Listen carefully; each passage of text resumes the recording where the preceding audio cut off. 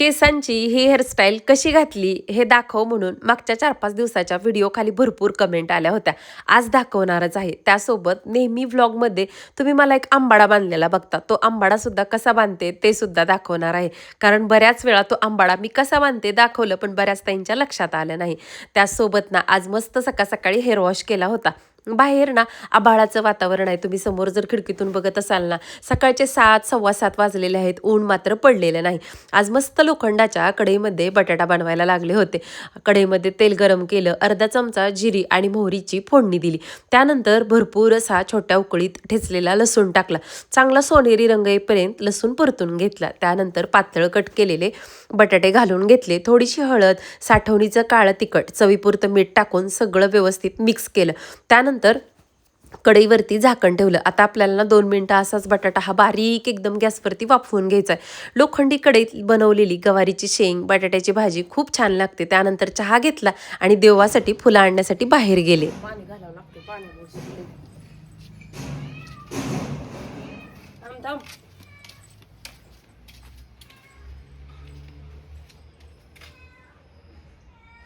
पांढऱ्या गुलाबाला पण भरपूर फुलं येतात बरं का. कशी आवाज करते, किती छान फुलं आलेत ना सगळी. गच्च भरले. हे असं होतंय बघा करपल्यासारखं कधी कधी. तर औषध मारावं लागेल ह्याच्यावरती स्प्रे. बरोबर का. भरपूर आले तर रीतीचाच देवर आहे की ना. झाडाला सुकून जाणार येऊ म्हणले आजच राहू द्या. किती छान मस्त आलेत ना. तिथला ब्लॅक रोज घेऊ. अरे पाकळ्या गळायला लागल्या बघा. गळल्या तर तेलात टाकाय उपयोगाला येतं.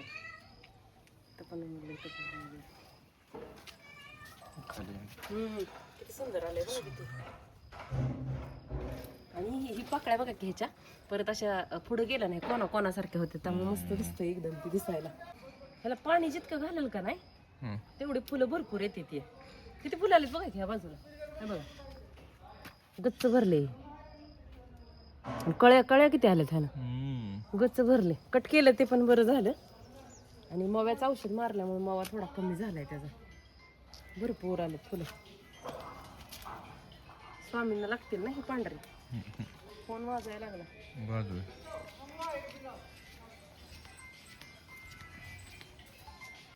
त्याचा भर चालू झाला बघा आता. आता फुलं कमी पडत नाही किती जरी तोडली तरी. ह्याची गुच्छच्या गुच्छ येते. कच्च भरले दिसतंय. त्याला मलबेरी लागली बघितली तुम्ही. हे बघा हात नाही लावत आता मी. दिसते का. हा पिकर का आता बघू आपल्या इकडे येते का नाही कळलंच आपल्याला. आहे की नाही. सुंदर दिसते. ह्याला पण अशी कशी पाणी भरपूर लागते 5 पाकळ्याच्या गोकर्णाला. पाणी असलं की फुलं येते ती. छान वाटते ना. सकाळी देवपूजा झाली की घरातलं वातावरण कसं एकदम प्रसन्न वाटून जातं. आता भरपूर गुलाबाची फुलं आलेले आहेत आणि तुमच्यासोबत मी झाडांना भरपूर फुलं येण्यासाठी कोणतं खत वापरते ते सुद्धा शेअर केलं. जर तो व्हिडिओ कोणी बघितला नसेल ना तर नक्की जाऊन बघा. आणि बघा अशा पद्धतीने झाडांची काळजी घेतली ना झाडं खूप छान हिरवीगार राहतात. अख्खा उन्हाळा तुम्ही माझे व्लॉग जर बघितले असतील ना तर तुम्ही माझ्या बागेतील ना नेहमी झाडं हिरवीगार टवटवीत आणि नेहमी प्रत्येक झाडाला फुलं आलेली बघितलीच असणार. त्यासाठी तो झाडांची काळजी कशी घेते तो व्लॉग नक्की जाऊन बघा. आता घरातली सगळी कामावरून झाली की पहिलं काम असतं ते म्हणजे केस विंचरणं. बघा बऱ्याच त्यांच्या कमेंट येतात की मी काही प्रोडक्ट दाखवते तुम्हाला किंवा घरीच बनवलेले तेल वापरलेले दाखवते की तुम्ही म्हणता केस गळती थांबते का. तर हो, आपण वरून पण केसांची जितकी काळजी घेऊ ना किंवा त्वचेची जितकी काळजी घेऊ ना बराच आपल्या त्वचेमध्ये केसांमध्ये फरक पडत असतो. पण त्यासोबत ना आपला आहारसुद्धा त्या पद्धतीचा असायला हवा. बाहेरचं खाणं तेलकट वगैरे भरपूर ते टाळलं पाहिजे. त्यासोबत भरपूर हिरव्या पालेभाज्या, कडधान्य म्हणजे कॅल्शियमयुक्त प्रोटीनयुक्त पदार्थ आपल्या घरात नेहमी असतातच ते व्यवस्थित आहारात ठेवायला हवेत. यामुळं काय होतं, केस गळती कमी होते. नुसते वरतून प्रोडक्ट लावून केस गळती किंवा त्वचा चांगली होत नाही. आतून सुद्धा त्या पद्धतीनं आपण तयारी केली खाण्यापिण्याची की बरोबर आपल्या सगळी हेल्थ आहे ना चांगली राहते. दुपारी बघा मस्त असा पाऊस चालू झाला होता आणि सकाळची बागेतली फुलं पाऊस पडायला लागला ना आणखीनच सुंदर दिसायला लागतात. इकडं हँगिंगमध्ये सुद्धा खूप रंगीबिरंगी फुलं उमललेली असतात आणि दिसायला खूप सुंदर दिसतात. सारखं घरातलं काम आवरताना बाहेर येऊन बघण्याचा मोह काय आवरत नाही. केस विंचरून घेतले, कोम्बिंग करत जावा केसांना. हो, मी सांगता विसरले. कोम्बिंग म्हणजे काय, कमीत कमी 4 ते 5 मिनटं हलक्या हाताने चांगल्या क्वालिटीच्या कंगव्याने ना आपले केस विंचरले पाहिजेत वेगवेगळ्या पद्धतीनं. कोम्बिंग केल्यामुळे आपल्या स्कॅल्पला चांगला मसाज होतो आणि रक्तप्रवाह सगळीकडे व्यवस्थित होतो. त्यानं सुद्धा केस गळती बऱ्यापैकी कमी होते. आता हे बघा माझ्याकडे निव्याचे असे काही टिंटेड लिप बाम आहेत. तुम्हाला वाटत असेल की मी भरपूर रोज मेकअप करून असते, पण असं नाही बरं का. साधी पावडर सुद्धा मी शक्यतो लावत नाही. कधी मध्ये एखाद्या वेळेस मला वाटलं तर मी कधीतरी लावते बरं का. पॉन्ड्सची ती व्हाईट टोन पावडर आहे ना ती. पण नेहमी रेग्युलर जे पण तुम्ही व्हिडिओ बघता ना त्यामध्ये फक्त एक मॉइश्चरायझर आहे, सनस्क्रीम आहे, हे लावायला मात्र मी विसरत नाही. माझ्या चेहऱ्यावरती तुम्हाला बघितलं तर रिंकल्स वगैरे दिसत नाही. त्याचं कारण हे की मॉइश्चरायझर लावल्यानंतर ना एक अर्धा मिनिटभर असं हाताच्या बोटाच्या मदतीनं टॅप करून घेते. यानं त्वचेमध्ये चांगलं ब्लड सर्क्युलेशन होतं आणि आपले सगळे जे सेल्स असतात ना ते ॲक्टिव्ह होतात आणि जे पण आपण मॉइश्चरायझर सनस्क्रीम लावतो ना ते चांगलं स्किनमध्ये मुरलं जातं आणि इफेक्टसुद्धा चांगला येतो. आणि बघा मेकअपबद्दल तुम्हाला बोलत होते की एकदा दोनदा मला कमेंट आली की तू भरपूर मेकअप करते, तुला आवडतं का?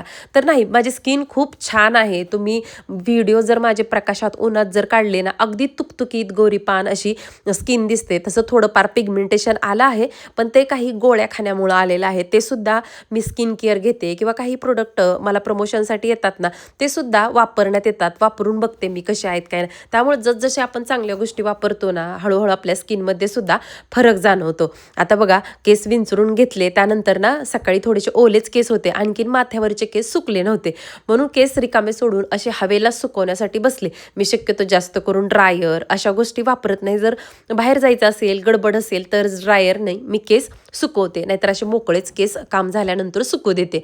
आता इथं दगडू धोंड्या मस्त असे बसले होते, त्यांच्याशी गप्पा मारत मारत मस्त वाटण करण्यासाठी जो काही लसूण लागणार होता ना तो सगळा इथं मी सोलून घेतला. त्यानंतर म्हटलं चला, बऱ्याच कमेंट आल्या होत्या 4-5 दिवसापूर्वीच्या व्हिडिओ खाली की हेअरस्टाईल कशी घेतली. आता बघा हे केस आहेत ना सगळे गोळा करून घेतलेत. फक्त ना पिळा मारणार आहे. ह्याचा आंबाडा घालताना कसा पिळा मारतो समोर दिसतंय तुम्हाला, आणि वरच्या बाजूने तो पिळा फोल्ड करून घेणार आहे आणि थोडासा मोठ्या साईजचा जो मी क्लचर दाखवलाय ना तो तसा क्लचर लावायचा. उरलेले केस खालच्या बाजूला त्या क्लचरवरती असे व्यवस्थित सोडून द्यायचे. बघा थोडीशी हेअरस्टाईल चेंज केली व्यवस्थित आपण तरी पण आपला लुक चेंज होतो किंवा आपल्या स्वतःला फ्रेश वाटतं. त्यामुळे इतराला काय वाटतं ह्याच्यासाठी चांगलं राहण्यापेक्षा स्वतःला पॉझिटिव्ह वाटावं, स्वतःला आपल्यावरती प्रेम व्हावं म्हणून छान राहायचं. म्हणून मला छान राहायला आवडतं. घरातली गृहलक्ष्मी जेवढी चांगली राहते ना तेवढी घरात लक्ष्मी आकर्षित होते आणि आपल्याकडे बघून घरातल्या माणसाची सुद्धा मन प्रसन्न होतात. आता बघा ती हेअरस्टाईल तर मी तुम्हाला दाखवली, अगदी सोपी आहे, फक्त क्लचर लावून करायची आहे. त्यानंतर हा आंबाडा मात्र बऱ्याच जणांना घालता येत नाही. आता बघा अंगठा आहे ना तो वरच्या दिशेने मी केला होता आणि 4 बोटांनी असे केस ते वरच्या बाजूला फिरवून घेतले. उरलेले केस आहेत ना त्याच आंबाड्याच्या बाजूने पिळा घातला आणि बघा हेअरस्टिक लावून घेते. तर बघा तुम्ही एकदा दोनदा प्रॅक्टिस केली ना तुम्हाला येऊ शकतं. आता हेअरस्टिक आहे ना अगोदर उलट दिशेने खोवलेली मी दाखवली बघा तुम्हाला, आणि नंतर ज्या दिशेने आपल्याला खोवायची ना त्या दिशेने खोवून घ्यायची, म्हणजे बिलकुल आपले आंबाडा निघत नाही. तर आजचा व्लॉग आवडला असेल तर लाईक आणि चॅनलला सबस्क्राईब नक्की करा आणि कमेंटच्या शेजारी हाईप आहे ते सुद्धा करा. नंतर भेटू, बाय.